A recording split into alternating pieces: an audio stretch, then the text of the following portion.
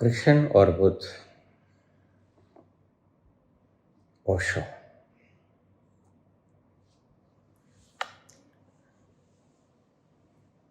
कृष्ण परमात्मा को जान लेते हैं, बुद्ध और ओशो स्वयं को जान लेते हैं।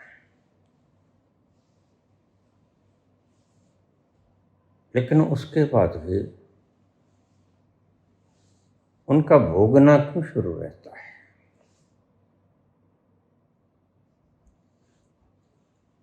प्रश्न थोड़ा टेढ़ा है, गहरा है, ध्यान से समझिएगा।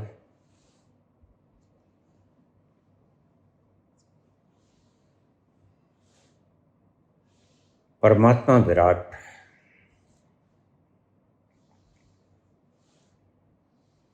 और इतना विराट है, लेकिन उसके एक कण को बनाया नहीं जा सकता।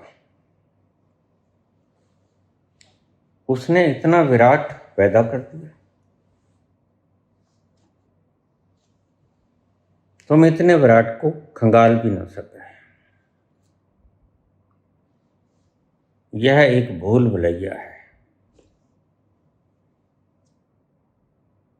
बुद्ध स्वयं को जानते हैं,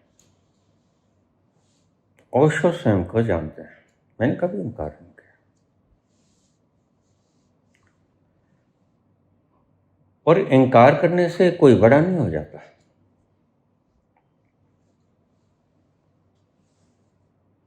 अहंकार का एक मूढ़ प्रयास है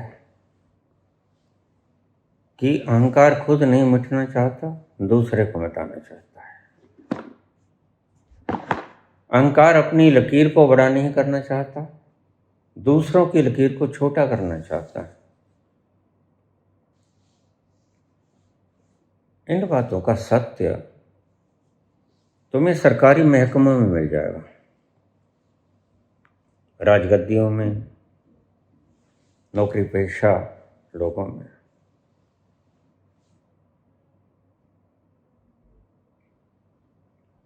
क्लर्क, जो छोटा क्लर्क है, बॉस से घृणा करेगा। बॉस के ऊपर भी बॉस हैं जो कैपिटल में बैठे हैं, वह अपने बॉस से घृणा करेगा। घृणा तब पैदा होती है जब दूसरे का कद अपने से ऊंचा दिखाई पड़ता है।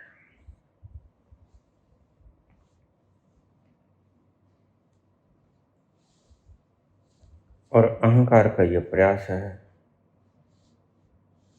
कि मैं मिटे बिना दूसरे का कद कैसे छोटा कर पाऊं।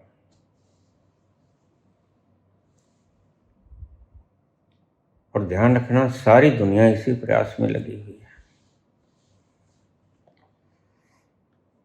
क्योंकि अपने से बड़े को देखकर उसको ठेस लगती है,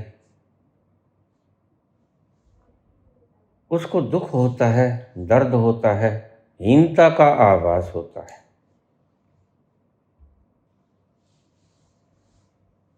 खुद का मिटना बहुत मुश्किल है। अहंकार के लिए अगर सर्वाधिक कठिन चीज है तो वह है खुद का मिटना।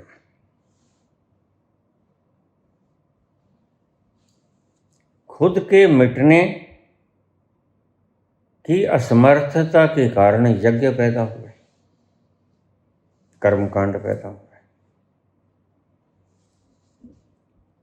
फिर खुद की आहुति नहीं देनी पड़ती, बस नारियल चढ़ा दो, सामग्री की आहुति दे दो, तो अहंकार संतुष्ट हो गया।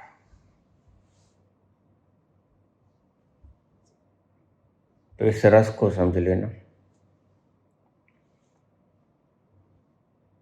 अहंकार दूसरे को मारना चाहता है, खुद मरना नहीं चाहता। और अहंकार को यह पता नहीं है कि खुद के मरने से ही आनंद मिलता है। जिस मरने से जग डरे मेरे मन आनंद, मरने ही ते पाइए पूर्ण परमानंद।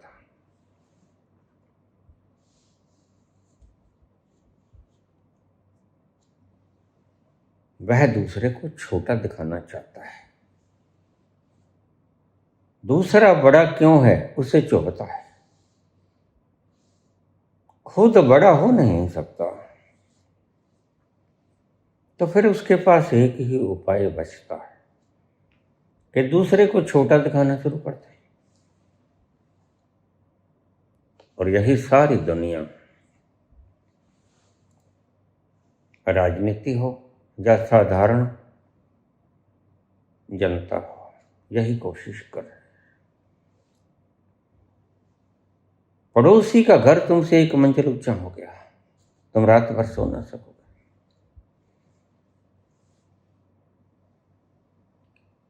दिल में जो ज्ञान झाड़ा तुमने लोगों के सामने के संग कुछ भी नहीं जाएगा और तुम भूल जाओगे।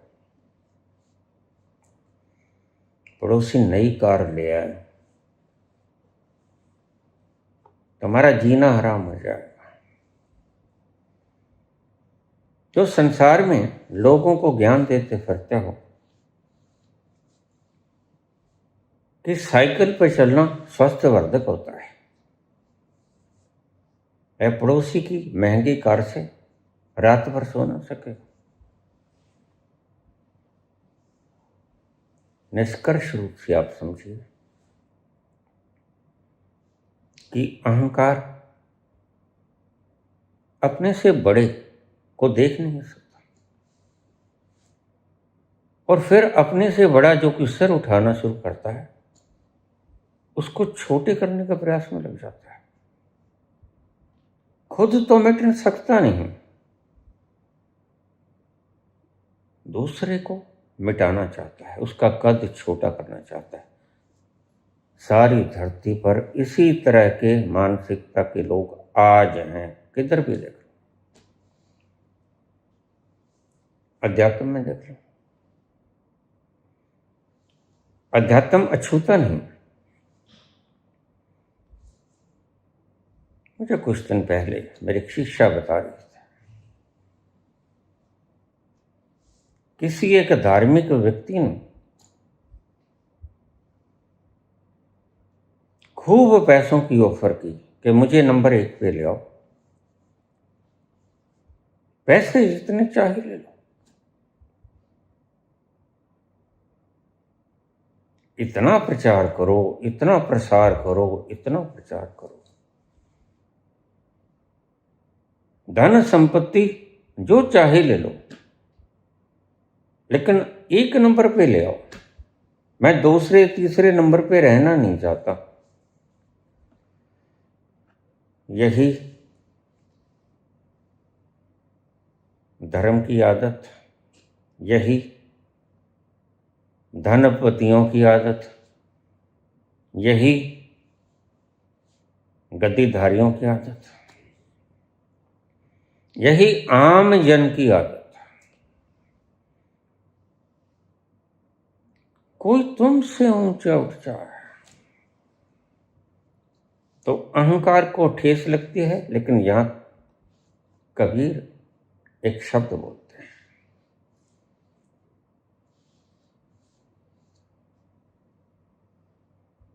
क्यों बुद्ध जब कोई थूक जाता है उनके मुंह पर तो शांत क्यों हो जाता है। क्यों बुद्ध जब कोई गाली निकाल जाता है तो क्यों पूछते हैं बनते। ये तो मैं समझ गया, तुम और भी कुछ कहना चाहते हो।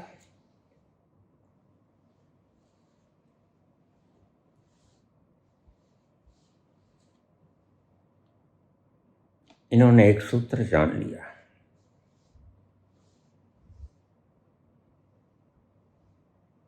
जो आपके कद को घटाए वो आपका मित्र, और जो आपके कद को बढ़ाए वो आपका शत्रु।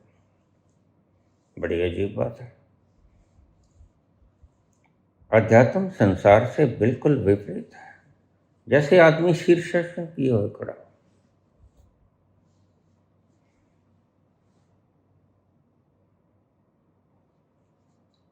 इसे फिर समझ लीजिए।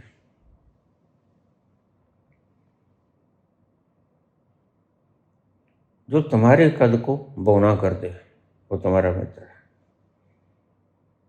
जो तुम्हारे कद को आसमान तक पहुंचा दे, फलक, वो तुम्हारा शत्रु है। इसलिए ये बात, ये गुणगान करने वाले, स्तुति वंदन करने वाले तुम्हारे दुश्मन हैं।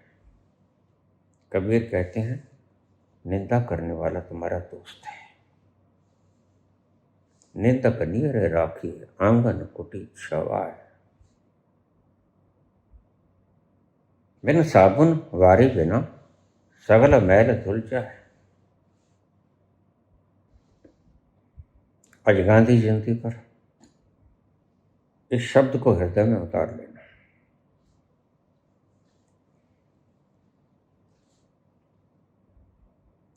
आखिर में जीतता है नॉन रिएक्टिव,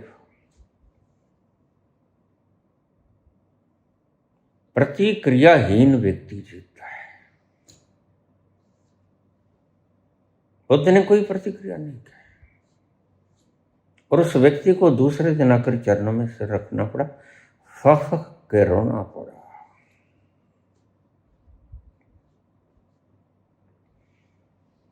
अगर तुम जीतना चाहते हो तो यह मार्ग सर्वोत्तम है।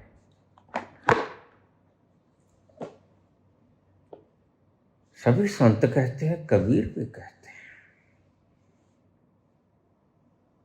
जो तुम्हारी निंदा करता, जो तुम्हारे कद को छोटा करने का प्रयास करता, उसको तो अपने घर के आंगन में ही जगह दे देना,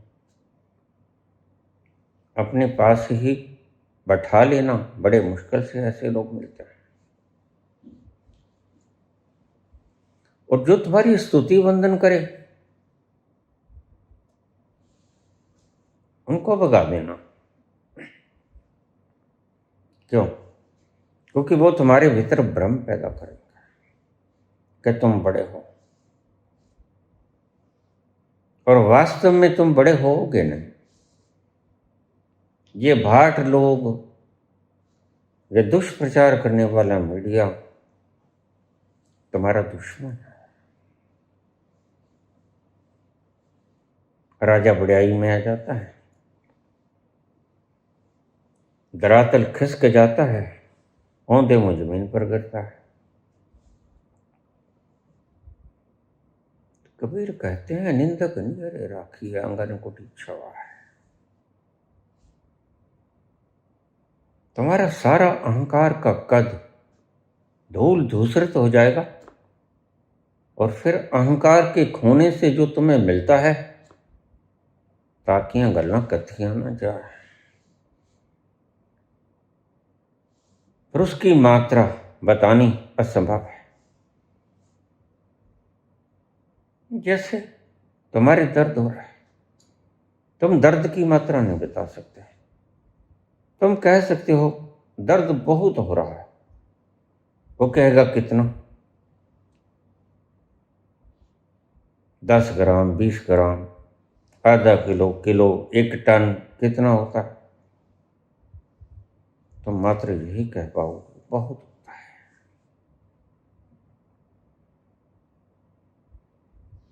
क्योंकि दर्द का कोई मेजरमेंट नहीं। परमात्मा की बनाई हुई किसी भी अनुभव का कोई मेजरमेंट नहीं। मुझसे लोग पूछ लेते हैं परमात्मा में कितना आनंद है, मैं का कोई मेजरमेंट नहीं। बस इतना ही कह सकता हूं, घना आनंद है, और बोला नहीं जा सकता। उसकी कोई मात्रा नहीं है। तुम्हारे संसार के पदार्थों की तो मात्राएं, लेकिन परमात्मा के आनंद की कोई मात्रा नहीं।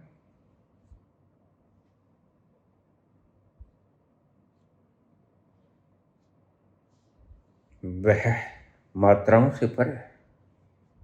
इतना विराट है, इतना विराट है तो तुम बाहर का विस्तार भी नहीं नाप सकते, भीतर का आनंद कैसे नापोगे?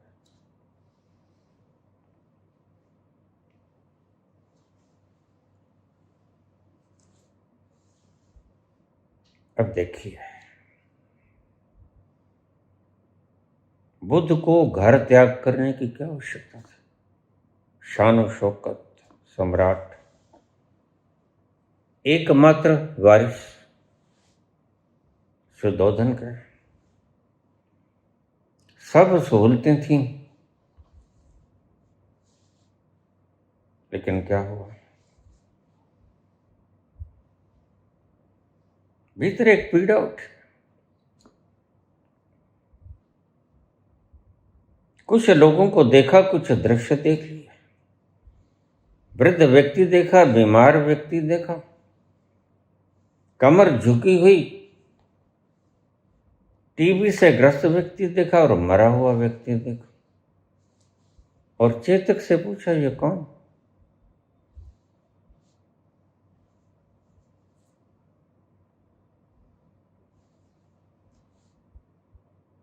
चेतक ने कहा, राजकुमार, मनाही तो बहुत है राजा की, लेकिन तुम्हारी इतनी प्यारी वाणी से पूछना मुझे बाध्य करता है कि मैं तुम्हें बता ही दूं। ये आदमी है, तो क्या आदमी बूढ़ा भी होता है? हाँ, क्या मैं भी बूढ़ा होऊंगा? हाँ राजकुमार, तुम भी बूढ़ा होगा। यह कौन? यह बीमार। क्या मैं बीमार भी होऊंगा? ये तो बुरी तरह खांस रहा है, इसको तो सांस आना दूभर हो गया है। हाँ राजकुमार, ये कमर झुकी झुके, ये चल नहीं सकता। और फिर अंत में अर्थ ही रखता है, राम राम सत्य है। ये कौन?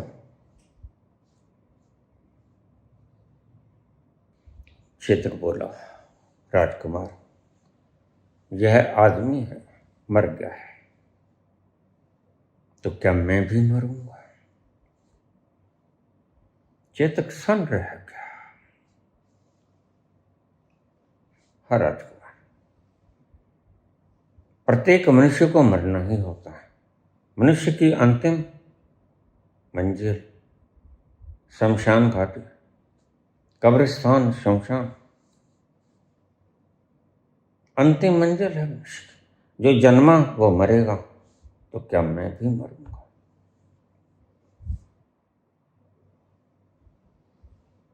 तो बुद्ध कहते हैं, फिर जश्न काहेगा? अगर संसार में ऐसा कुछ है तो जश्न काहेगा? चेतक, मैं नहीं जाऊंगा उस उत्सव में। यहां उत्सव जैसा कुछ मुझे दिखता ही। किसी मित्र के उत्सव में जा रहे थे, पहली बार निकले थे। सड़क के किनारे पर जनता प्रथम दर्शन के लिए खड़ी थी। इससे पहले कभी राजकुमार की शक्ल सूरत देखी न थी।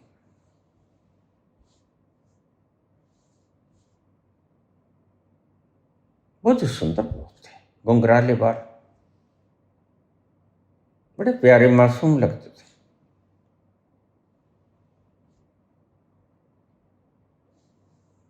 चेतक, रथ को वापस मोड़ लो। अगर यही कुछ संसार है तो फिर संसार से पार क्या है? हम ये जानना चाहते हैं।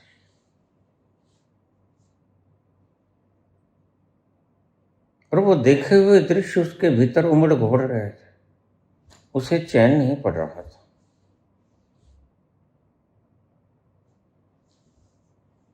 शादी हो चुके थे,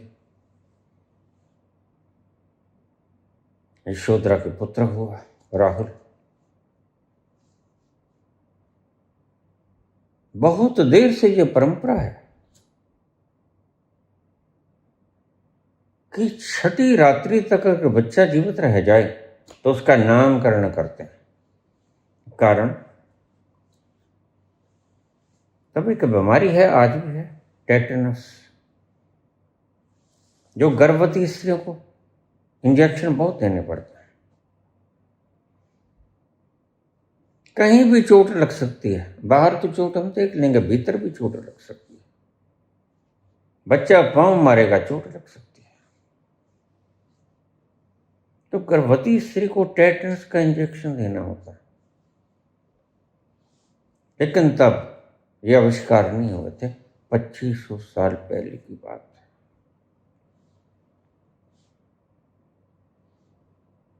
इसका इफेक्ट 6 दिनों में हो जाता है। अगर नवजात शिशु 6 दिन तक बच गया तो फिर यह रोग उसको नहीं होगा। इसलिए छठी रात्रि को उत्सव की तरह मनाया गया और उसका नामकरण किया गया। अभी देखें तो बच्चा बचेगा कि नहीं, तो नाम का ही रखना है, नाम रखेंगे। अगर ये छठी तक बच गया, अक्सर शिशु, बहुत से शिशु मृत्यु को प्राप्त होते थे,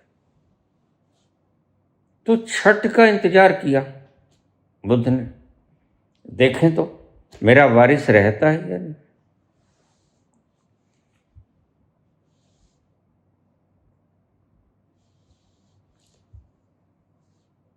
लेकिन बुद्ध का सौभाग्य, राहुल बच गया। छठी रात्रि तक उसे कुछ नहीं हुआ, उसका नामकरण कर दिया गया।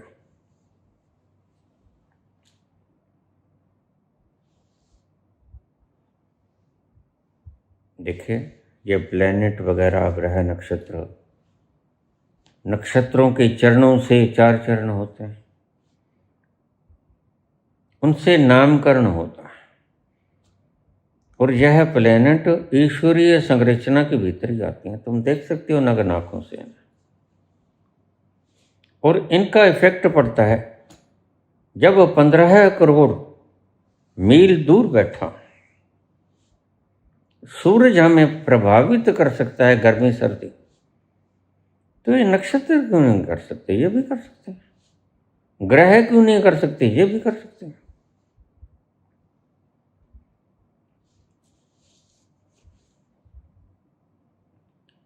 यह हमारे शरीर को, हमारे मन को प्रभावित करते हैं। ज्वार भाटा के दिन सबसे ज्यादा आत्महत्याएं होती हैं। क्यों? क्योंकि समुद्र का पानी और हमारे भीतर का खून, दोनों की संरचना बराबर। उतना ही नमकीन हमारा खून, उतना ही नमकीन समुद्र का पानी।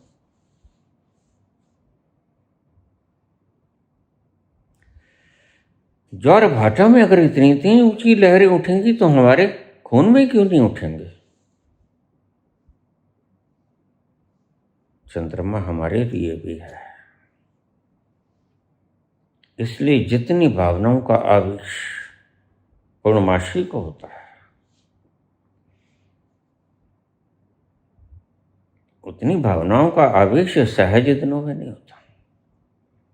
क्योंकि चंद्रमा की कशिश समुद्र के पानी को खींचती है और हमारे खून को भी खींचती है। बहुत हिलजुल होता है, शोरगुल मचता है, और उस शोरगुल में जितनी आत्महत्याएं होती हैं वो इन्हीं दिनों के आसपास होती हैं। 13 को हो जाए, 14 को हो जाए, अमावस्या को हो जाए, क्षमा करना, पूर्णमासी को हो जाए,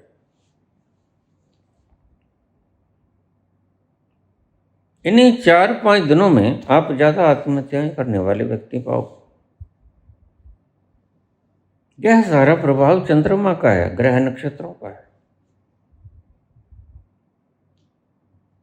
जैन धर्म में ग्रह नक्षत्रों का बहुत ज़्यादा प्रभाव, बड़ी गहन स्टडी की गई।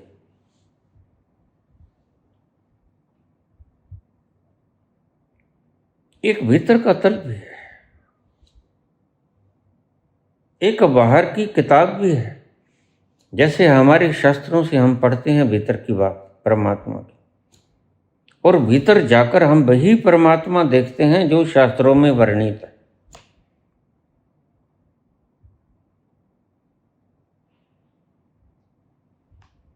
बाहर भी चर्चा है परमात्मा की, शास्त्रों में लिखी हुई है। भीतर वह उसकी उपस्थिति है, भीतर वह मौजूद है।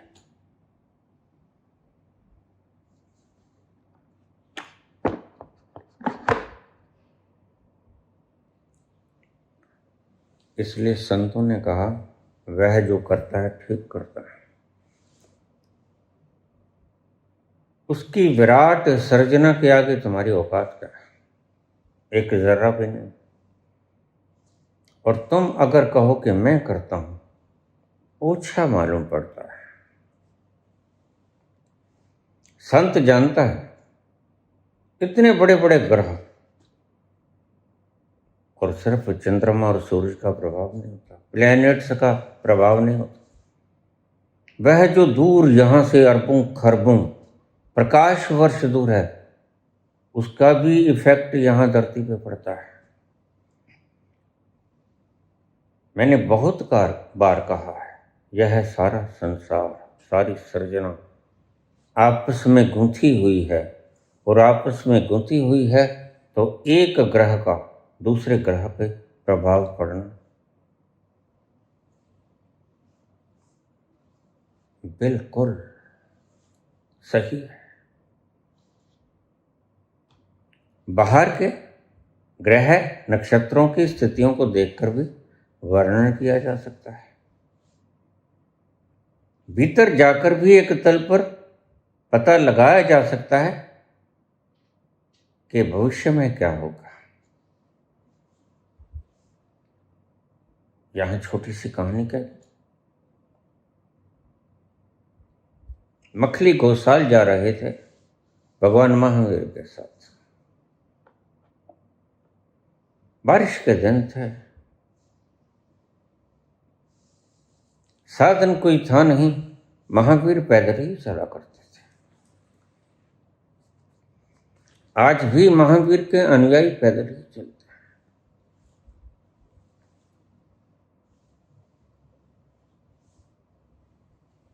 मखली गौशाल बाहर से तो चाहे शिशी था,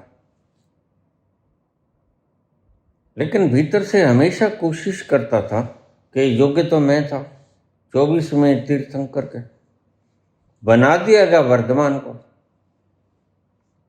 मेरे साथ अन्याय हुआ है, वह हर वक्त इस फिराक में रहता कि मैं कब महावीर की बेइज्जती कर दूं, वर्धमान को कब परास्त कर दूं।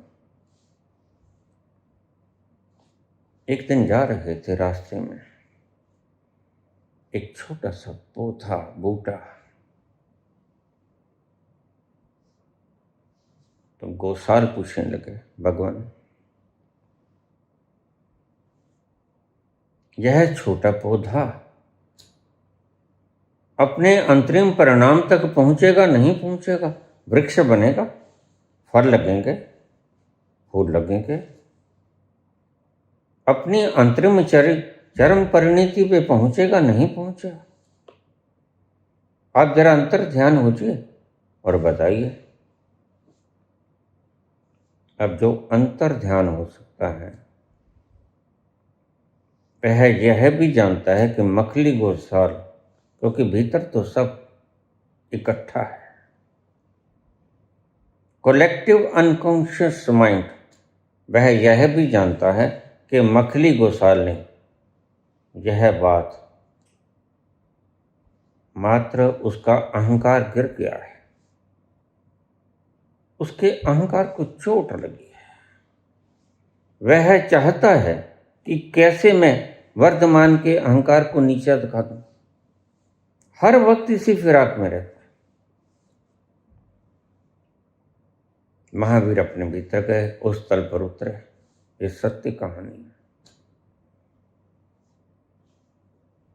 महावीर ने कहा, हाँ, यह पौधा अपनी चरम परिणति तक पहुंचेगा। फूल भी आएंगे, फल भी आएंगे। लेकिन तत्क्षण मखली गोसाल ने पौधा उठाया और दूर तलक फेंक दिया, बहुत दूर। महावीर देखते रहे, बोले कुछ नहीं। दोनों चले गए, जहां जाना था वहां ठहरे। कुछ दिनों के बाद वापस आए तो देखा बारिशें बहुत पड़ गई।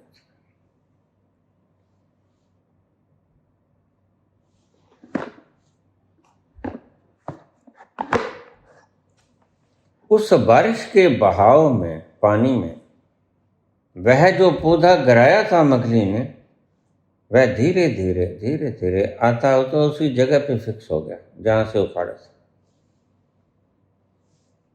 और जब वापस आया तो मखली गोसाल ने देखा, पौधा तो मैं उखाड़ दिया था, ये फिर यहीं पड़ा है।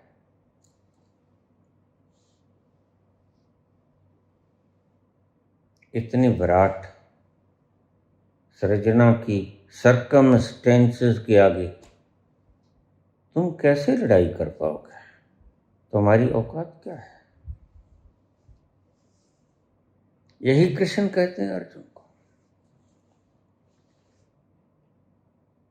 अर्जुन, तुम नहीं करते जो करता हूं मैं करता हूं।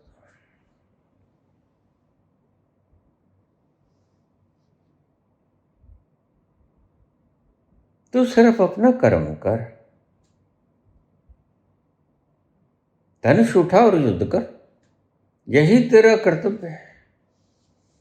तू रण क्षेत्र में खड़ा है, किसी साधु के संवाद में नहीं बैठा है। जिस तरह से प्रश्न कर रहा है वो धर्म के प्रश्न है, युद्ध के प्रश्न नहीं।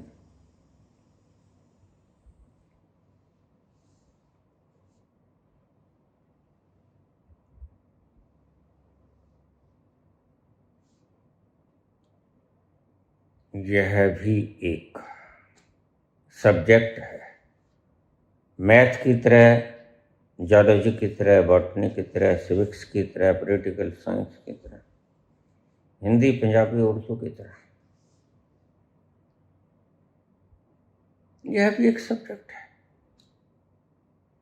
बुद्ध को इसलिए बाहर नहीं निकाला गया कि ज्योतिषियों ने उसके प्लैनेट की संरचना देख कर कह दिया था बड़ा विद्वान बनेगा, चक्रवर्ती बनेगा। देश विदेश में इसकी चर्चा होगी, वह फिर साधु बने या फिर राजा बने।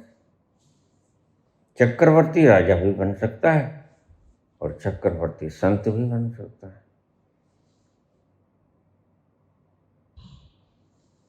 लेकिन उसके बाप को मंजूर नहीं था कि संत बने।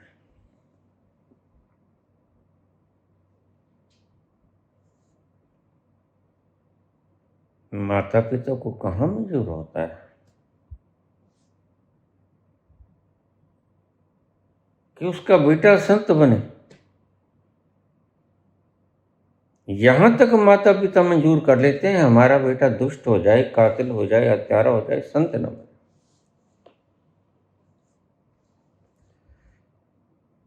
क्रांतिकारी न बने, भगत सिंह न बने,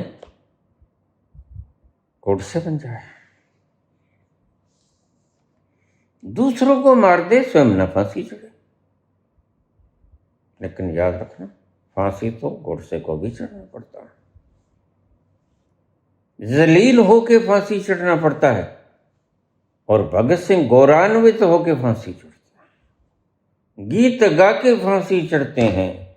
मायनी मेरा रंग दे बसंती छो, मायनी मेरा रंग दे बसंती छो।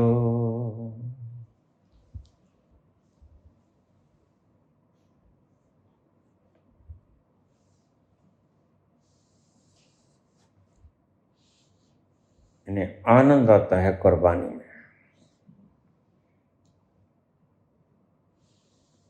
बुद्ध के पास कोई कमी न थी, लेकिन बुद्ध ने देखा दुख है दुनिया में, क्या सुख भी है? और अगर दुख है तो दुख का कोई कारण है, और अगर कारण है तो दुख को दूर करने का उपाय है। बस बुद्ध की सारी साधना इन 4 बातों में खत्म हो जाती। बुद्ध ने यही कहा, दुनिया में दुख है, संसार दुख है। इस दुख का कारण है क्या?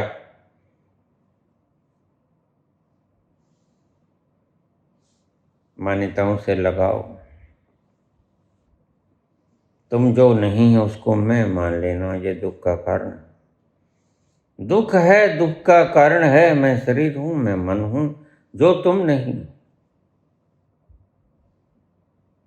दुख का कारण है, और इस कारण को मिटाने का उपाय क्या?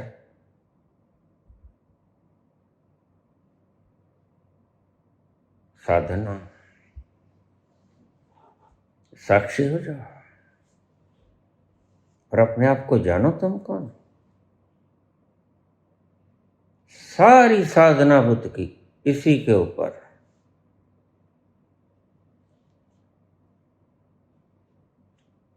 संसार दुख है, दुख का कारण है, और दुख के कारण को मिटाने का उपाय है।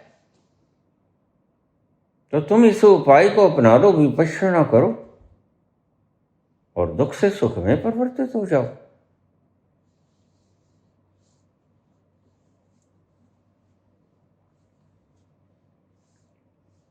दुनिया एक बहुत बड़ी भ्रांति में जी रही है,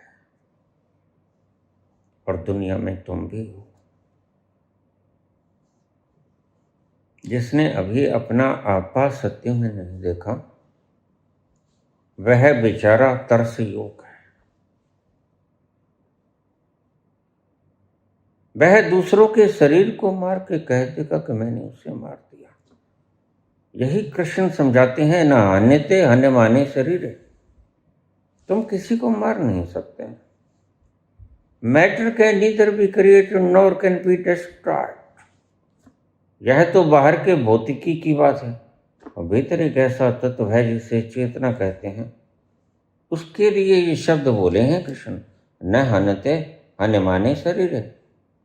यह पदार्थ मरता है, वो मरता भी कहाँ है? स्कैटर होता है, छिन्न विच्छिन्न होता है। मरता तो यहां कुछ भी नहीं, और तुम कुछ कर नहीं सकते। You can not do it. जो तुम्हारी खोपड़े में ये बात कह दे कि तुम कुछ कर सकते हो, तुम्हारा दुश्मन। फिर तुम कहोगे इतनी तरक्की कैसे होगी? इस तरक्की ने तुम्हें क्या दिया ये बता दो। वो शांत मगन दुनिया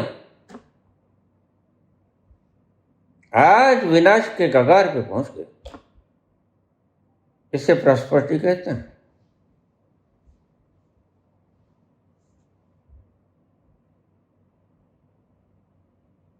दूर दराज कोलाहल से, चहल पहल से परे, शोर शराबे से दूर एक संत अपनी छोटी सी कुटिया में बैठा, और उस कुटिया पे पहरा दे रहा शेर। सांप, जानवर, बिच्छू वहां फिरते हैं, स्वच्छंद स्वतंत्र घूमते हैं, और वह अपनी मस्ती के आलोक में झूम रहा है।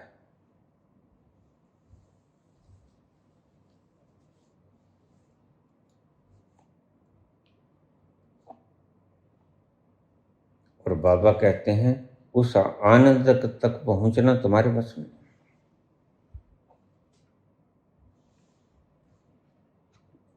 नदरी मोख द्वार, वो तल जहां जाकर तुम सब धारणाओं से मुक्त हो जाते हो। मुक्ति का अर्थ समझ लो। मुक्ति का अर्थ स्वर्ग और नरक की तरह कोई भौगोलिक सचखंड वगैरह नहीं होता। मुक्ति का असली अर्थ होता है तुम्हारी मान्यताओं से मुक्त हो जाना। यही तुम्हारा बंधन है। ये शब्दों के नाम, ये 5 नाम, ये तरह तरह की लाखों लाखों मान्यताएं जो तुम्हारे अपने न्यूरॉन्स में भर ली, यही तुम्हारा बंधन है। और क्या बंधन है? और कुछ बंधन तुम्हें दिखता है क्या? जाओ, जो तुमने मान लिया, पहले लोग मानते थे कि इंद्र है, प्रकोप हो जाता है, बारिश फैला देता है, ओले डाल देता है, बिजली चमकती तो इंद्र प्रकोपित हो गया।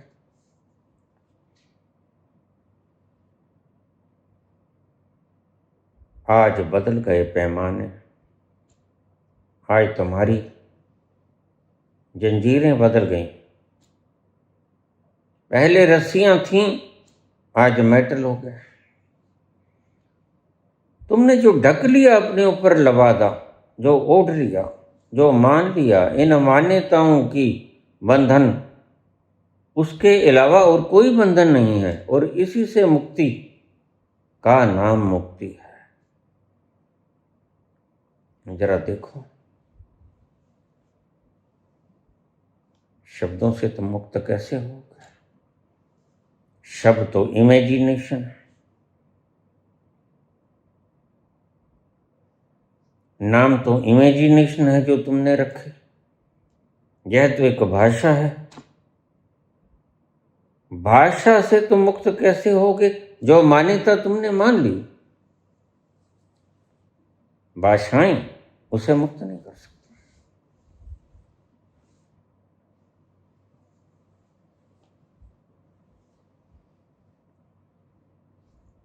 और बुद्ध जैसे लोग अगर कुछ पा लेते हैं तो इतनी जल्दबाजी इसलिए कर गए, मार्ग तो और भी था, कृष्ण तक पहुंच सकते थे। लेकिन बुद्ध ने सोचा कोई पता नहीं, रहूं ना रहूं, अब ये पा लिया है इतना तो बता दूं। इसके बाद की यात्रा, परमात्मा की यात्रा, मेरा काम समाप्त हुआ, मैं शरीर नहीं, ये जान गया। इसे कहते हैं करुणा। बुद्ध ने कुछ भी अपने लिए नहीं किया। और यह हिंदुस्तान की धरती में पाखंडी लोग, उन्होंने बुद्ध को प्रताड़ित करके बाहर भेज दिया। तब बुद्ध के तल पे तो आ जाओ।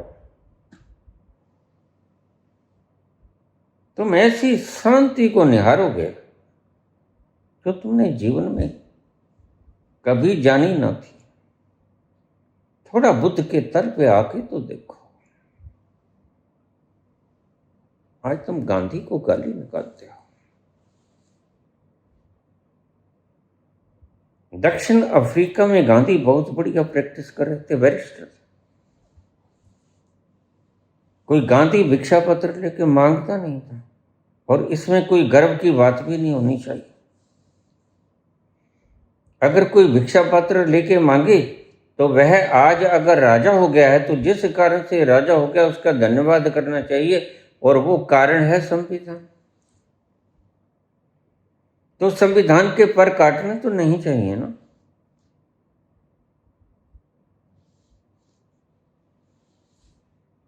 तो भिक्षा पत्र से मांग लेना कोई गुनाह थोड़ी।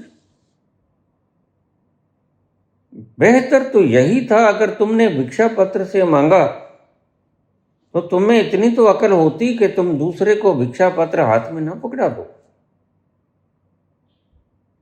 तुम दूसरों के रोजी रोटी का उपाय करो। इतना सा तो बोध होना चाहिए तुम्हें, अगर तुमने वास्तव में भिक्षा मांग के खा रहे। लेकिन गांधी ऐसा दिखावा नहीं करते। बहुत बढ़िया प्रैक्टिस चल रही है उनकी। 1893 में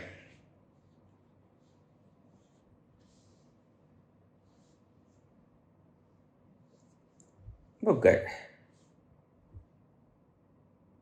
और 1915 में भारत वापस आ गए। एक बात समझ लेना, आज गांधी जयंती है। गांधी गरीब नहीं थे। गांधी का पिता करमचंद, उसका दादा उत्तम चंद।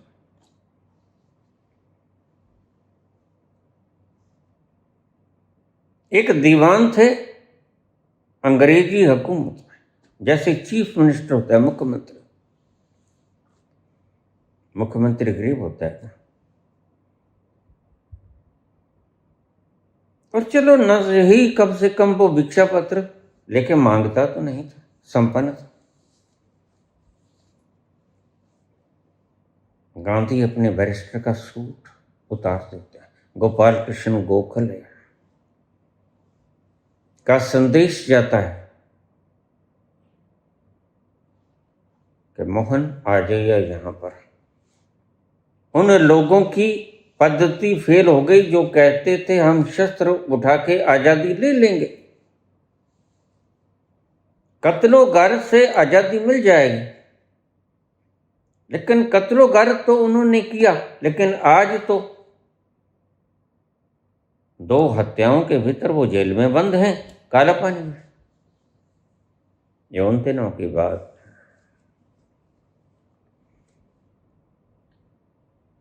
मोहन में और विनायक में यही अक्सर बहस होती थी। मोहन कहते थे अहिंसात्मक वे से ही जीता जा सकता है। Only this is the way. इतने बड़े सैनिक शक्ति से युक्त देश को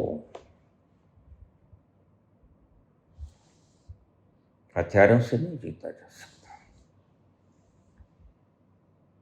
और सावरकर की मान्यता थी कि हिंसा के बिना देश आजाद नहीं होगा, हमें गोलियां बरसानी पड़ेंगी। और गांधी कहते थे कितनों को मारोगे, सारी फौज उसके पास है। आज एक देश की फौज है हिंदुस्तान की, और तुम उठा पाते हो अपने राज्य के विरुद्ध बात उठा पाते हो? नहीं। 19 महीने तक तुम्हें इंदिरा गांधी जेल में रखती है, तुम क्या कर सकते हो? राजा के पास शक्ति है। और फिर अंग्रेजों के पास तो 2/3 जमीन की मलकियत थी। उनकी मलकियत में तो सूरज डूबता नहीं। इतनी शक्ति से तुम लड़ोगे कैसे? इतनी शक्ति से तुम अपनी शक्ति से कैसे लड़ोगे? बड़े कमजोर हो। लेकिन कुछ दिमाग की पागलपन भी तो होता है। इसी पागलपन में मारे गए सावरकर। फिर पछताए होते क्या जब चिड़िया चुग गई खेत। फिर माफीनामे लिखते जाओ, लेकिन गांधी ने तो माफीनामा लिखना नहीं पड़ा क्योंकि उसने हिंसा की नहीं। और यही समझाते थे सदा मोहन विनायक को कि भाई तुम्हारा ये फिलोसफिकल गलत है मामला, नहीं मिलेगी, ऐसे आजादी नहीं मिलेगी।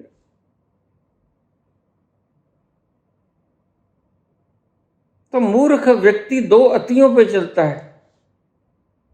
पहली अति की लोगों को मार दिया, कलेक्टर को मार दिया, लंदन में एक व्यक्ति को मार दिया। और दूसरी अति की पांव में गिर पड़े। ये दोनों अतियां थी। लेकिन गांधी किसी अति पे नहीं थे। गांधी कहते मैं मरूं बस। जनता को अपने संग ले लिया। उसने रग पकड़ ली थी, कैसे 3 लाख लोग 40 करोड़ लोगों पर राज कर सकते हैं, संख्या ज्यादा किसकी। और अगर सावरकर को मलाल था तो और कोई नहीं, बाकी तो बहाने थे। सावरकर को मलाल था कि मेरी जो पद्धति थी, वे ऑफ इंडिपेंडेंस, वो फेल हो गई। ये मलाल था। गांधी जीत गया। बस इसी मलाल के कारण ये सब कुछ कांड हुआ, गांधी की हत्या हो गई, लेकिन कोई फर्क नहीं पड़ता। आज भी लोग कह देते हैं ये सब तोते हैं, और जब मैं कहूँ टेप रिकॉर्डर, एक नया नाम रखा। इनमें कैसेट्स भर के डाली गई, जगह जगह पे टेप रिकॉर्डर बज रहे हैं। इनमें किसी की आवाज फीड कर दी गई है, वो बोल रही है आज। बस सारा जहान पागल था, विद्वान तो अभी आए हैं। सब जगह टेप रिकॉर्डर बोल रहे हैं। गांधी बदमाश था, जवाहरलाल बदमाश था। जिन जिन लोगों को इन्होंने देखा कि ये गद्दी के योग्य हैं, उन लोगों को पप्पू कहना शुरू कर दिया। ये कर इन्होंने देख लिया, हु कैन चैलेंज अस, हमें चैलेंज कौन कर सकता है। और उस व्यक्ति को बस एक ही मीडिया तंत्र है हमारे पास, और कुछ है नहीं। तो समझदार व्यक्तियों को जो ऑक्सफोर्ड वगैरह में पढ़ा है, उसको पप्पू कहना शुरू कर दो। बस प्रचार ही तो सब कुछ होता है। इन्हें पता नहीं प्रचार कुछ नहीं होता, आखिर में सत्य ही सब कुछ होता है। प्रचार की परतें एक दिन आज नहीं कल उगड़ जाती हैं। प्रचार ज्यादा देर तक टिकाऊ नहीं रहता, सत्य सदा के लिए टिकाऊ रहता है। और हमने अशोक के स्तंभ पे लिखा है, सत्यम एवं जयते। क्या जरूरत थी गांधी को? गांधी को बुलाया गया कि भाई देखो, वह जो दावा करते थे कि हम ले लेंगे आजादी, वो तो काला पानी की सजा भोग रहे हैं, यहां कोई लीड करने वाला नहीं है, तुम आ जाओ। और गोखले के कहने से अपनी भरी भराई प्रैक्टिस छोड़ के गांधी यहां पे, कोई गरीब नहीं थे, लेकिन करुणा थी। गांधी के भीतर करुणा थी। आज तुम हिसाब मांगते हो। जिनके बाप ने, जिनके दादाओं ने, जिनके परदादाओं ने स्वतंत्रता संग्राम में जरा भी उंगली में हीमोग्लोबिन टेस्ट करने जितना भी खून नहीं बहाया, वो आज प्रश्न पूछते हैं कि भगत सिंह को क्यों नहीं आजाद कराया। देखो, इतना भी दिमाग नहीं है लोगों में। बहुत से लोग मेरे करिंदे हैं तो मेरे गुलाम हैं सभी, वैसे ही गांधी जी भी गुलाम थे। गांधी जी मालिक थे क्या? मालिक तो इरविन था।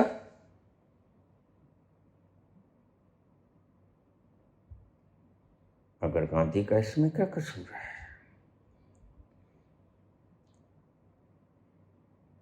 गांधी का क्या कसूर है इसमें? क्या गांधी भगत सिंह की माफी कर सकता था? बताओ। जब वह खुद गुलाम और उसका देश गुलाम, तो उसके पास क्या है? हथियार है, अहिंसा का हथियार है, जिसे आज श्वेत जुल्फों वाले कहते फिरते हैं। ले दी हमें आजादी बिना खड़क बिना ढाल। यह भी मीडिया तंत्र है। साबरमती के संत तूने कर दिया कमाल, था तो कमाल। क्योंकि वो जान गए थे कि इतनी बड़ी सत्ता से लोहा लेना, टकराना असंभव है, मुश्किल नहीं है, संभव है। और गांधी, न तो गांधी न गांधी के पिता करमचंद दीवान थे, मुख्यमंत्री थे, और न दीवान, क्षमा करना, करमचंद के पिता उत्तम थे। किसी ने भिक्षा पत्र नहीं उठाया, सभी ठीक थे, सरते भरते घरानों के थे, गरीबी नहीं थी, मजे में रहते थे। गांधी जी के पिता की 4 शादियां, शायद आपको नहीं पता। पहले बच्चे जितने भी हुए, कोई जीवित ना रहा, लेकिन गांधी जी की माता पुतली बाई, 4 बच्चे थे। गांधी जी के एक बहन भी थी, 3 भाई थे।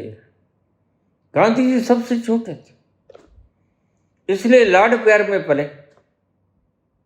जरा सोचो, जो 1888-89 के अंदर लंदन जैसे कॉलेज में जाके पढ़ाई करता है वो गरीब होगा? वह गरीब होगा क्या? और बैरिस्टर की पढ़ाई करता है और बढ़िया उसकी डाइट है, उसका जीवन बड़ा शानदार है, उसने कोई भिक्षा नहीं मांगी, उसने कोई प्रदर्शन नहीं कहा कि मैं गरीब हूं। गद्दी कोई मांगने की चीज है, भिक्षा मांगने की चीज है कि मैंने सारी उम्र भिक्षा मांगी, मुझे गद्दी भी भिक्षा में दे दो। यह तो कोई तर्क ना हुआ। तो भिक्षा मांगने वाले तो बहुत हैं, यह कोई तर्क ना हुआ।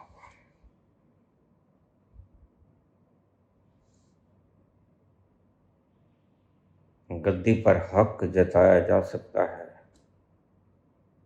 कुर्बानी करके। गद्दी भिक्षा में नहीं आती। और अपना भरपूर काम छोड़ के कृष्ण गोपाल गोखले के कहने पर वह दक्षिण अफ्रीका छोड़कर 1915 में यहां है। और यहां आकर वह व्यक्ति जिसके पास सब कुछ था,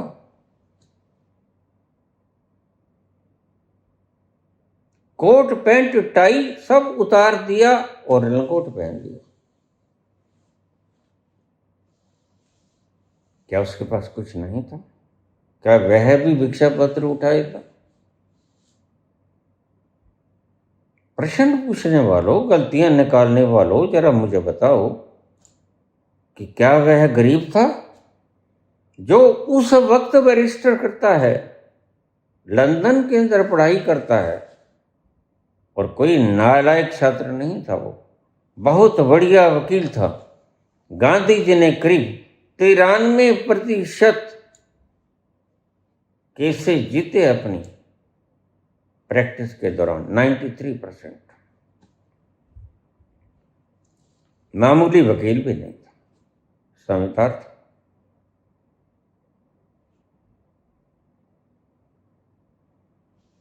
देखिए, हम दुष्प्रचार तो किसी भी चीज का करते हैं। अक्सर गाली निकालने वाले व्यक्ति ही गांधी को गाली देते हैं। सीधी सी बात है, गांधी किसी को गाली नहीं देता। गांधी प्रताड़ित करेंगे, गांधी बात करेंगे तर्क की। गांधी कहेंगे अंग्रेजों भारत छोड़ो, मरो या करो, क्विट इंडिया मूवमेंट। गांधी विद्रोह करेंगे, असहयोग आंदोलन करेंगे, लेकिन गांधी शस्त्र नहीं उठाएंगे। क्यों? उन्हें पता है शस्त्र उठाएंगे किसके सामने? कोई मूर्ख थोड़ी।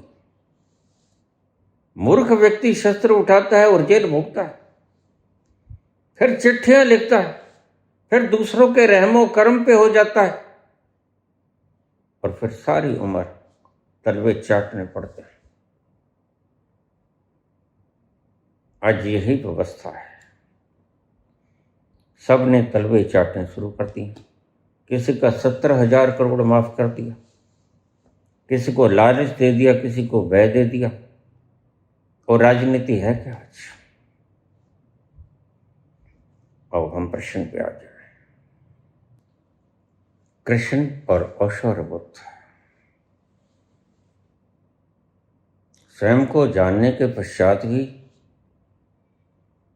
भोगते क्यों हैं?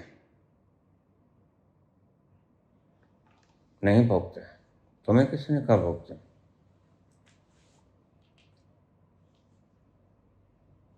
कृष्ण भोगते हैं, ये जानते हुए भोगते हैं कि इंद्रियां भोगती हैं। अब इन बातों को आराम से समझ लेना, सितर बुद्धि से समझ लेना। कृष्ण भोगते हैं, सब भोगते हैं जो उनके पास अवेलेबल है,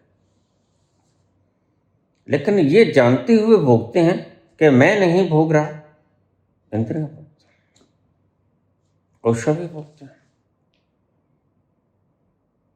लेकिन ये जानते हुए भोगते हैं कि मैं नहीं भोग रहा, इंद्रियां भोग रहे हैं।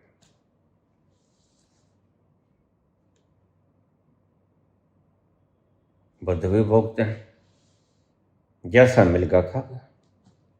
सब कुछ था, भोग के से भी सामग्री थी, राजा थे, लेकिन यह जानते हुए भोगते हैं कि मैं नहीं भोगता, इंद्रियां भोगता। 29 वर्ष के घर छोड़े, 6 वर्ष में एनलाइटमेंट हुए, उसके बाद 80 साल जिए, करीब 45 वर्ष तक उन्होंने प्रचार किया। 45 वर्ष तक खाना भी खाया। कोई शरीर को चलाने के लिए कैलोरीज की आवश्यकता तो पड़ती है, लेकिन तब के खाने और राजघराने में खाने में गुणवत्ता का फर्क था। पहले बुद्ध खुद भोगते थे, अब बुद्ध नहीं भोगते, अब इंद्रियां भोगती हैं। बुद्ध महज साक्षी हैं उस भोगने का। बुद्ध भोगती हुई इंद्रियों को देखते हैं, ओशो भी भोगती हुई इंद्रियों को देखते हैं, कृष्ण भी भोगती हुई इंद्रियों को देखते हैं। यह फर्क है, और फर्क बड़ा गहरा है। तलहटियों को छूने वाला फर्क। तूने प्रश्न तो पुत्र बहुत गजब का पूछा, लेकिन मैं ओशो को गलत क्यों कहता हूं? मुख्य प्रश्न यह है कि अगर इतना त्याग करने के बाद भी कृष्ण एक शब्द कहते हैं कि तुम्हारा आचरण ऐसा होना चाहिए कि आने वाले तुम्हारे फॉलोअर्स जो तुम्हें अनुकरण करेंगे, तो तुम्हारा चरित्र अनुकरणीय होना चाहिए। अब इस शब्द को अच्छी तरह से देख लो। जो फॉलोअर्स तुम्हें अनुकरण करेंगे, तुम्हारा चरित्र अनुकरणीय होना चाहिए। अगर तुम लिबरल सेक्स में ही पड़े रहे तो क्या उसको जानते हैं? तो इन्होंने अपना आपा तो खोजा नहीं अभी, तो यह साक्षी की तरह लिबरल सेक्स कैसे कर पाएंगे? और जिन्होंने अपना आपा जाना नहीं, तो ओशो कहते हैं कि मेरे प्रचार मंत्री ये बनेंगे, तो भला प्रचार क्या करेंगे जो देखा ही नहीं। बस यहां आके गुत्थी फंस जाती है हमारी। अगर ओशो, ये काम मैंने छोड़ा, मैं समझ गया था कि उस चीज को देखने के बाद अनुकरणीय उदाहरण होना चाहिए तुम्हारे जीवन को।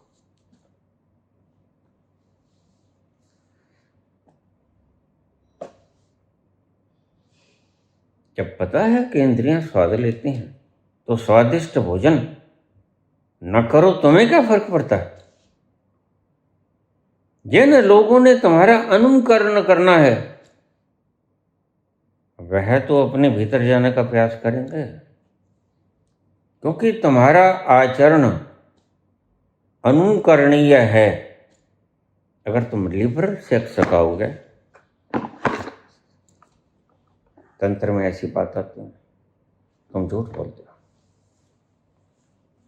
तंत्र तो मैंने भी किया है, और तुम कोई प्रमाण भी ना दे पाओगे, मैं तो पक्के प्रमाण भी दे सकता हूं। 3 वर्ष तक मैंने तंत्र के प्रयोग किया, सिद्धियां रिद्धियां सब सीखी, यहीं के लोकल शमशान घाट। पछड़ा यहां फंसता है पेच आकर। मैंने एनलाइटन मानने से कभी इंकार किया नहीं। मैं आचार्य की तरह ये नहीं कहता कि एनलाइटमेंट होती ही नहीं, वो तो बुद्धू आदमी, उसका छोड़ो, वो जानता नहीं तो कह देता है, और इसलिए मैं सच्चा कहता हूं। तुम क्यों हंसते हो? वह सच्चा है भाई, मार्कस भी सच्चा है। जब एनलाइटनमेंट देखे नहीं तो कम से कम सच तो बोल दो। एक गुण तो है उस व्यक्ति में।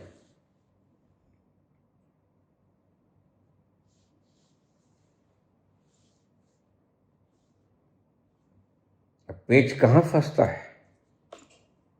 पेच कृष्ण पे भी नहीं बचता, क्योंकि कृष्ण राजा है। कृष्ण राजा, ओशो राजा नहीं। ओशो मध्य वर्गीय परिवार में जन्मे, राजाओं की तरह पोषण हुआ है, बात अलग, लेकिन राजा है नहीं। कृष्ण तो राजा है।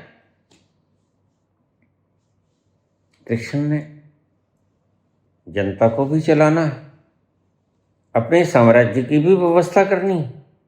उसने ये भी देखना है कि युद्ध में स्त्रियां रहेंगी, पुरुष हैं नहीं। उन्होंने संतुलन, बैलेंस भी करना है मेल फीमेल का। इसलिए उन्होंने इतने बच्चे पैदा किए। मेल थे नहीं, मर गए थे। उस वक्त युद्ध होते थे तो मिसाइलें नहीं मरती थी, बंदे मरते थे। आज मिसाइलें मरती हैं, ड्रोन मरते हैं, लेकिन उस वक्त बंदे मरते थे। तब आदमियों की जरूरत थी, और आदमी बच्चा कैसे होता है पैदा, यह कृष्ण जानते थे। सभी बुद्ध पुरुष ही जानते हैं। बस ये बात अलग है कि सृष्टि का संतुलन न बिगड़े, इसलिए सार्वजनिक नहीं करता है। ऐसा नहीं है। मेरे पास केस आते हैं। एक छोटी सी कहानी बता दूं। रोहित की बहन मेरे पास आ गई, उसके लड़की है, मुझे लड़का चाहिए। मैंने कहा ठीक है, लड़का हो जाएगा, जाओ। लड़का हो गया। जिसके औलाद नहीं वो कहते हैं बस मेरे औलाद हो जाए, लड़के लड़की की कोई मतलब नहीं। उसको उसी ढंग की बात बता देते हैं। वो करना हमने होता है, लेकिन सार्वजनिक रूप से बताना नहीं। सार्वजनिक रूप से बताएंगे तो मनुष्य तो मूढ़ है, वह तो असंतुलन पैदा करने के लिए उत्साहित है कि कब मेरे हाथ में कोई टोटका आ जाए और मैं व्यवस्था को असंतुलित करूं।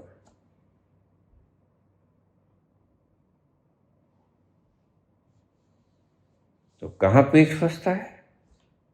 पेच फंसता है सिर्फ यहां का। ओशो स्वादिष्ट चीजें खाती हैं, पकोड़े, चामुन, चुंगा, जो भी उस वक्त उपलब्ध हो, और जानते हुए खाते हैं कि ये इंद्रियों भोग कर रही हैं। बस यहीं आके मैं तुम्हें कहता हूं, जब तुम इतना त्याग कर दिया हो, ये थोड़ा सा त्याग और करता हूं, क्योंकि तुम्हें फॉलो करने वाले लोग तुम्हारे शरीर की कर्म प्रणाली को ज्यादा देखेंगे, उसको फॉलो ज्यादा करेंगे। अब समझो बात को। ओशो कहते क्या है, ये तो छोड़ो, ये भी वो सुनेंगे, लेकिन ओशो करते क्या है उसका वो ज्यादा फॉलो करेंगे। कृष्ण करते क्या है उसको ज्यादा फॉलो करेंगे, क्योंकि तुम तो बाहरी ढांचों को देखते हो, तुम भीतर तक तो पहुंचे नहीं, इसलिए तुम भीतर की बात जानते ही नहीं।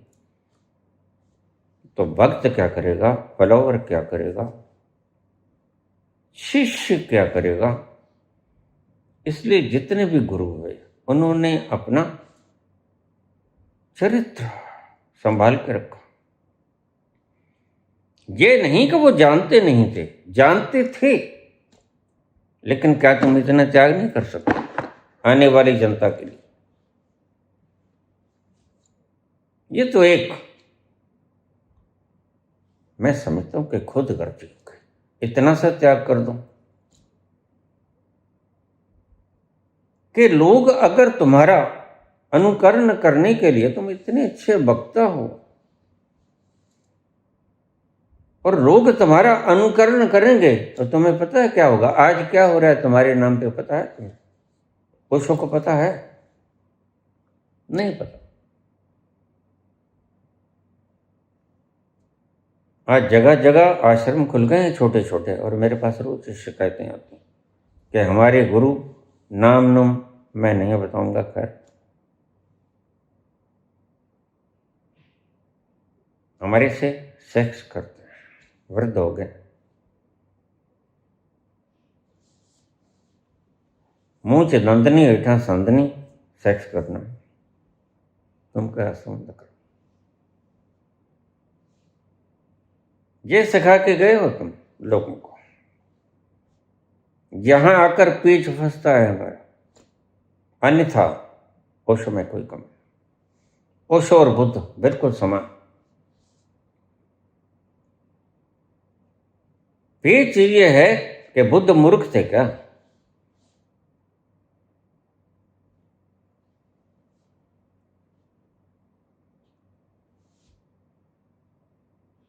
पैंतीस वर्ष में पहुंचने के बाद 80 में मरते हैं, देह त्याग करते हैं, 45 वर्ष तक बोलते हैं, तो चरित्र को साधते हैं। तो क्या मूर्ख थे? क्या वो जानते नहीं कि इंद्रियां भोगती हैं, मैं नहीं भोगता? उन्होंने लिबरल सेक्स क्यों नहीं किया? तुम कोई ज्यादा समझदार?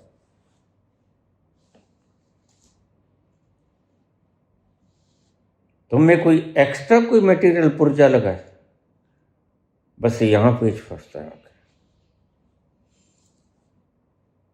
सबसे पहले अब मुझे सुनने वाले लोग,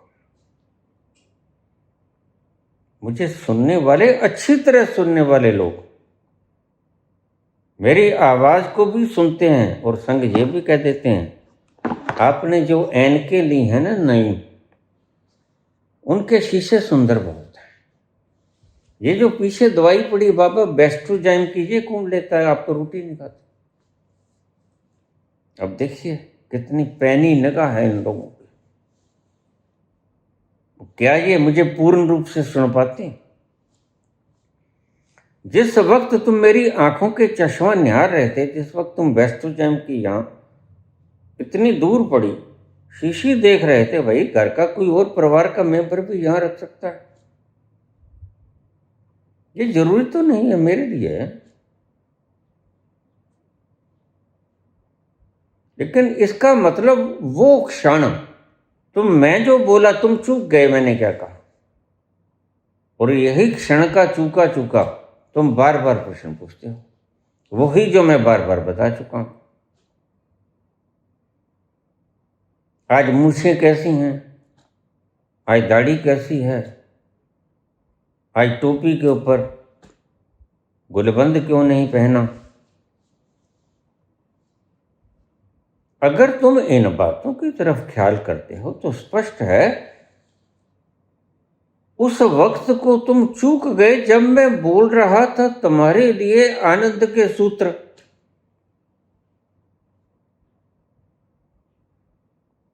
तो निश्चित रूप से तुमने वो सुने नहीं तो प्रश्न उठेंगे,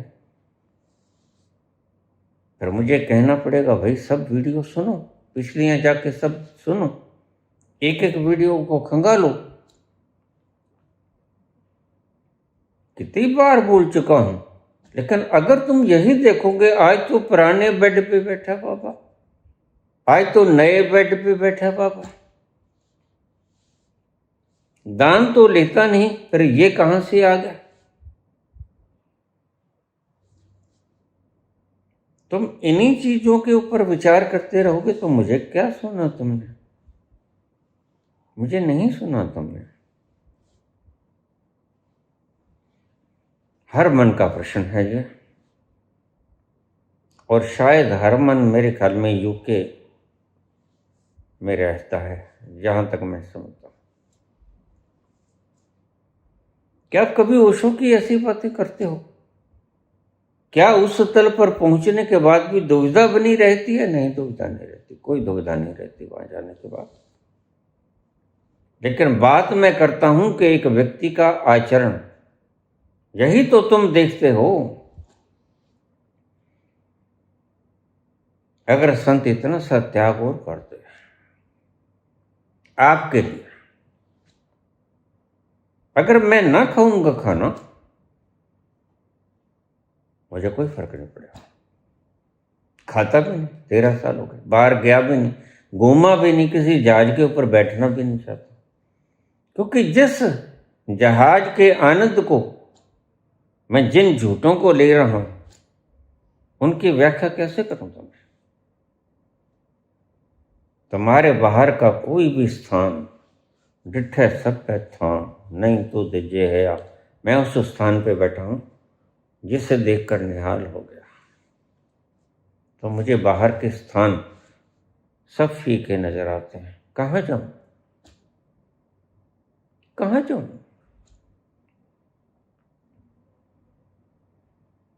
उससे बढ़िया कोई स्थान है ही नहीं जो सुख छज्जूते चबारे, न बल्ख न बुखारी। ये जानते तो हैं हम, लेकिन यह चीज मैंने नोट की कि आप व्यक्ति को, संत के वस्त्रों को, उसके खाने पीने को, उसके आचरणों को पहले देखते हो, शब्दों को बाद में। तो फिर अपना आचरण शुद्ध किया जाए, क्योंकि तुमने आचरण का संग करना है। आचरण का संग अगर तुम्हें लुभा गया तो तुम शब्दों का संग करोगे, और शब्दों का संग करोगे तो तुम अपने भीतर उतरोगे। आज भी लोग पूछ लेते हैं, बाबा ये कल परसों किसी लड़की का मैसेज आया, ये बाबा ये जो चमत्कार तुमने दिखाया ये मुझे दिखाओ, अलग से रियल दिखाओ, ये तो फेक है। मैंने कहा तुमने क्या लेना है, फेक है या रियल? मैं जो बात समझा रहा हूं उसे क्यों नहीं समझते तुम? नो दायर सेल्फ। मैं चमत्कार दिखाने के लिए थोड़ी, ये तो हमारा मन बहला हुआ है। हसन खेडन मन का चाव, ये हमारी आपस की सारे दिन के थके थके अगर थोड़ा सा हंस मजाक कर लिया तो तुम्हें क्या मुश्किल है? तुम्हें क्यों दिखाऊं रियल चमत्कार? क्या बंद किया और फिर तुम्हारे पे बात रुक जाएगी क्या? फिर तो सारी दुनिया आएगी, क्योंकि हमारी आंखों के सामने हमें, तो फिर बाबा पागल हो जाएगा चमत्कार दिखाते दिखाते। और मेरा ये ना दायित्व है, ना ही मेरा मंतव्य है। मैं चाहता हूं तुम्हें तुम्हारा चमत्कार दिखाना। एक बहुत बड़ा चमत्कार तुम्हारे भीतर बैठा है।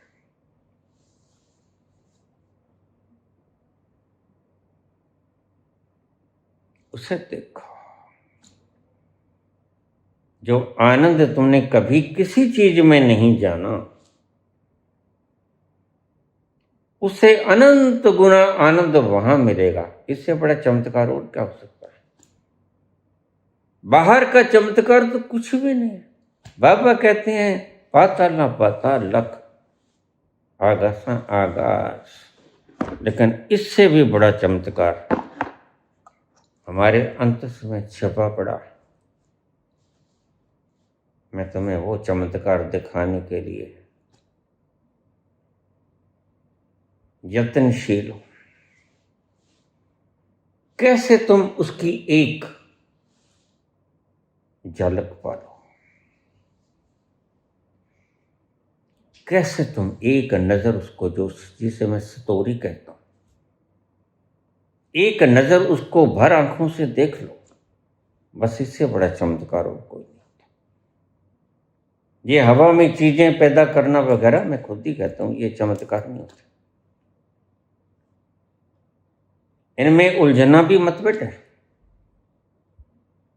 यह तो हंसने खेलने के तरीके हैं हमारे। अब देखो मैं मजाक करता हूँ, चुटकुले सुनाता हूँ, तो मैं क्यों सुनाता हूँ? मेरी कोई आदत थोड़ी है, मैं कोई चुटकुला सुनाने वाला आदमी थोड़ी। क्योंकि ये इतना सब्जेक्ट गहन है कि आपकी खोपड़ी थक जाती है, आपके तंतु थक जाते हैं। तो उनको रिलैक्स करने के लिए कोई ना कोई चुटकुला, कोई ना कोई ऐसी बात जो उबड़ खाबड़ हो, जिससे आप हंस पड़ते, तो आपका सारा तनाव दूर हो जाता है। ये गहन गहन से गहनतम बात समझा रहा हूं तुम्हें, और बीच बीच में तुम्हें रिलैक्स करना आवश्यक है। इसलिए बीच बीच में हल्के हल्के चुटकुले सुनाता रहता हूं। यह कारण, तुम कुछ और समझ जाओ बात अलग। लेकिन मेरा मंतव्य ये है कि कैसे तुम रिलैक्स हो जाओ। तुम हंसते हो तो तुम रिलैक्स हो जाते हो, फिर आगे मैं गंभीर बात वही छेड़ देता हूँ, आसानी से समझ आ जाती है, भीतर उतर जाती है बात, तब समझिए। महावीर अहिंसक हो जाते हैं उसी तल पे जाकर, बुद्ध अहिंसक हो जाते हैं उसी तल पे जाकर। लेकिन अहिंसक हो जाते हैं यह नियम नहीं है, समझना बात को, आनंदित हो जाते हैं यह नियम है। और आनंदित व्यक्ति किसी को नुकसान पहुंचाना नहीं चाहेगा। लेकिन एक बात और भी नोट कर लेना, अगर शिशुपाल की तरह कोई अति करे तो वह उसकी गर्दन काटने में क्षण भर भी देरी नहीं करेगा। जिसके 100 गुनाह माफ कर लिए, इतना सहनशील व्यक्ति कृष्ण है। तुम तो एक गुनाह भी माफ नहीं कर सकते किसी का। जीते जी तक तुम्हें लगी रहती है कि उस वक्त मुझे गाली दिया था, लेकिन कृष्ण 100 गुनाह माफ करते हैं और फिर उसका शीश काट देते हैं। तुम कहते हैं ऐसा क्यों किया, ये तो हिंसक हो गया। नहीं, तुम्हें पता नहीं इस बात का। हिंसक होना प्रमाण नहीं है वहां जाने का, या अहिंसक होना प्रमाण नहीं। एक ही प्रमाण है वहां जाने का, आनंदित होना। कृष्ण आनंदित होता है, रास रचाते हैं, मुरलिया बजाते हैं। निधि वन में राधा संग गोपियों के संग रास रचाते हैं। बस यही अनिवार्य लक्षण है मात्र। हिंसा अहिंसा तो वक्त और सर्कमस्टेंस के हिसाब से पैदा हो जाती है। These are all actions and reactions.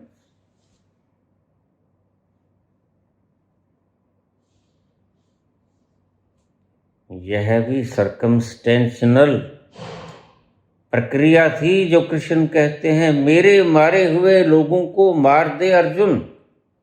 अब ये अहिंसा है क्या? 40 लाख लोग मरवा दिए और बिल्कुल कृष्ण ने मरवा दिया। अर्जुन तो लंगोट कसे बैठा था कि कब भाग जाऊं, बड़े बहाने किए उसने, लेकिन कृष्ण ने भागने नहीं दिया।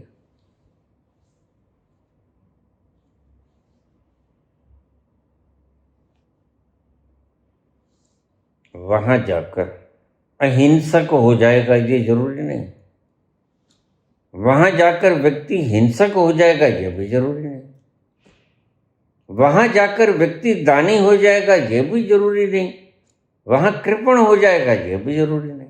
ये तो बाहर की बातें हैं, ये तो बाहर के तुम्हारे कायदे कानून हैं, तुम्हारे दिमाग में उमड़ी हुई ये भावनाएं हैं। किसी वक्त तुम दान करना चाहते हो, किसी वक्त तुम छीन लेना चाहते हो, लेकिन भीतर जाने का एक ही लक्षण है। जो भीतर चला गया, बुद्ध भी आनंदित हो जाते हैं, महावीर भी आनंदित हो जाते हैं, और इतने आनंदित हो जाते हैं कि बैठे हुए ऐसा लगते हैं कि पाषाण हूं, मूर्तिवत। और कृष्ण मुरलियां बजाते हैं। भीतर का जो आनंद है, आनंद पीने के बाद व्यक्ति प्रकट कैसे करेगा इसका कोई अंदाजा नहीं। इसको अच्छे से समझ लो, इसको अंडरलाइन करो।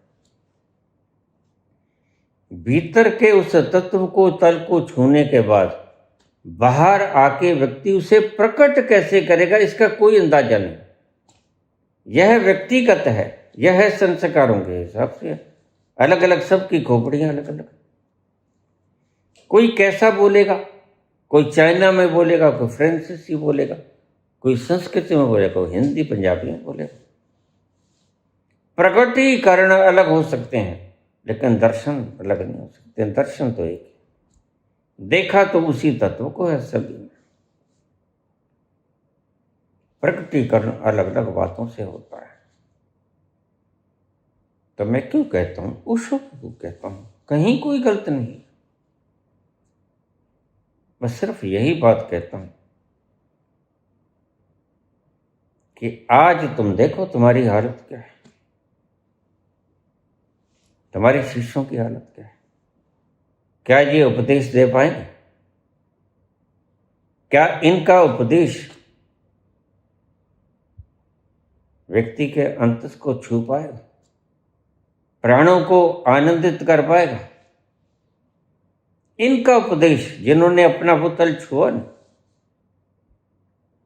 क्या प्राणों को रस शहद जैसा मीठा पिला पाएंगे ये लोग? क्या ये लोग ओठों पे पांगुरी रखकर बंसरिया की मधुर धुन निकाल सकेंगे? क्या इनके हृदय में संगीत बजा? नहीं बजा तो आपने क्यों कह दिया कि ये मेरे पैरोकार बनेंगे? गलत कह दिया, यही मैं कहता हूं। इसलिए मैं तुमसे कहता हूं, मेरे टेप रिकॉर्डर मत बन जाना। टेप रिकॉर्डर में तुम अपना समय बर्बाद करोगे, लोग तुम्हारे पांव तो पूजेंगे, लेकिन याद रखो ये पांव मिट्टी के हैं, तुम्हारे नहीं। ये पांव पदार्थ के हैं, पदार्थ इसका मालिक है, तुम नहीं।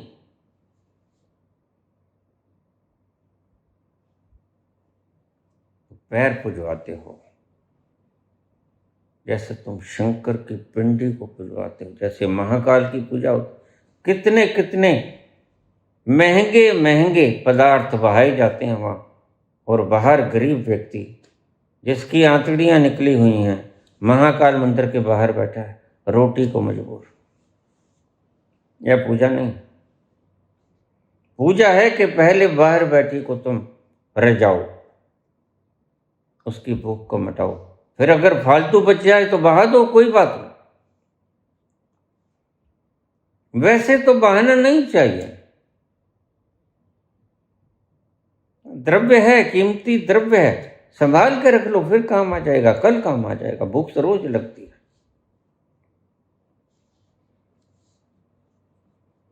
कहाँ आकर आंकड़ा 36 का आता है, 36 का आंकड़ा जहां आता है। बिल्कुल जब खाते हैं ओशो, स्वादिष्ट पदार्थ पकोड़े स्कोड़े सब खा जाते हैं, लेकिन इसमें कोई बुरी बात नहीं। वो जानते हैं कि जीवा के टेस्ट वर्ड्स मुझे बताते हैं कि स्वाद, और यही जानना था, वो जान गए। कौन बोल रहा है वो जानते हैं, ये यंत्र बोल रहा है। संभोग कौन कर रहा है वो जानते हैं, इंद्रियां कर रही हैं। आनंद किसे आता है? हाँ, आनंद उस व्यक्ति को नहीं आता। आनंद तो वो है ही जो भीतर बैठा हुआ तत्व है। आनंदित तो वो पहले से ही शिवो हम है। आनंद उसका स्वभाव है, सत्य चित आनंद उसका स्वभाव है। तुम्हारी इंद्रियों से लिया हुआ स्वाद उसका आनंद बढ़ाएगा नहीं, ना ही घटाएगा। इसलिए उपनिषदों में कहा गया, पूर्णस्य पूर्णमादाय पूर्णमेवावशिष्यते। उस पूर्ण को न बढ़ाया जा सकता न घटाया जा सकता। वह तो जितना है सृष्टि के कण कण में वह व्याप्त है, इससे ज्यादा और क्या बढ़ेगा? वह घटाया भी नहीं जा सकता। उसको सारी दुनिया भी यकसा पी ले तो भी वो जरा भी नहीं घटेगा। पूर्णस्य पूर्णमादाय, पूर्ण में से पूर्ण को निकाल लिया जाए, पूर्णमेवावशिष्यते, पूर्ण ही बचेगा। सारी दुनिया भी एक बार की घूंट भर ले उसकी, तो भी वो रत्ती भी कम होने को नहीं। ये उसका स्वभाव है। बस बात यहीं अड़ती है आकर। तुम देख लो फिर आज क्या हो रहा है। दो बातें और कर लूं। उस परम आनंद तक पहुंचने का कोई रास्ता नहीं, पाथलेस,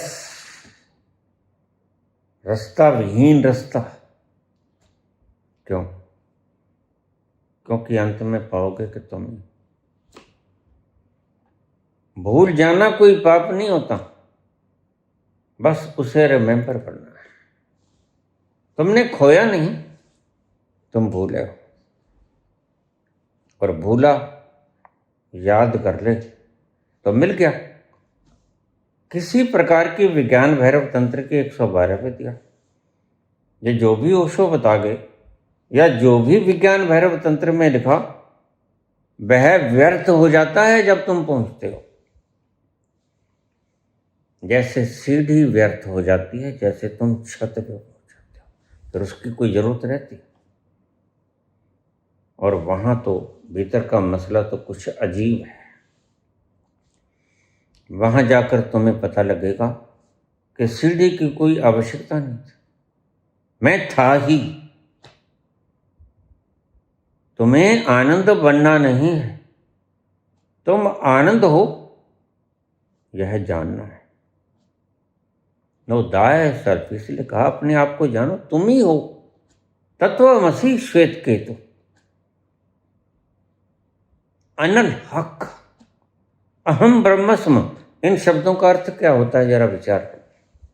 मैं ही हूं ब्रह्म, मैं ही हूं आनंद, शिवो हम, वो आनंद मैं ही हूं। इनका अर्थ क्या होता है? अनल हक, इसका अर्थ क्या होता है? तत्वमसि श्वेत केतु, इसका अर्थ क्या होता है? आखिर में तुम यही पाओगे। इसलिए किसी प्रकार की ना नाम जप, न 5 नाम जप, न 1000, ये सब बकवास हैं। कोई रास्ता नहीं, जोर न जुगती, छूटे संसार। इस संसार से मुक्त होने के लिए किसी प्रकार की जुगती की आवश्यकता नहीं है। क्यों? क्योंकि तुम ऑलरेडी मुक्त हो, यू आर ऑलरेडी लिबरेटेड। तुम बंधे हो ही नहीं। स्वप्न में बंधे तो क्या बंधे, वो कि सच में बंधना थोड़ी होता है, उसे खा पाया। एक ख्वाब सा देखा था हम, एक ख्वाब सा देखा था हम, जब आँख खुली तो टूट गया, जब आँख खुली तो टूट गया। प्यार तुम्हें सपना बनकर, ये प्यार तुम्हें सपना बनकर तड़पाए कभी तो मत रोना। ये प्यार तुम्हें सपना बनकर तड़पाए कभी तो मत रोना। हम छोड़ चले हैं महफिल को, बस ऐसे ही महफिल को छोड़ देना। भरी भराई महफिल को छोड़ के तुम एक दिन अलविदा कह के चले जाते हो। बड़ी मुश्किल से पाला था इसे,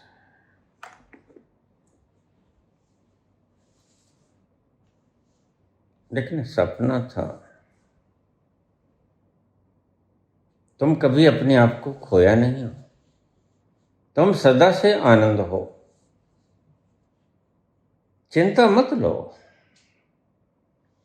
पहले भी आनंद थे, आद सच। आज भी आनंद हो, जुगाद सच है भी सच, और भविष्य में भी आनंद रहोगे, नानक होसी भी सच। तुम आनंद थे, जुगों जुगों से आनंद थे, आनंद ही आज हो, आनंद ही सदा रहोगे। आद सच जुगाद सच है भी सच, नानक होसे भी सच।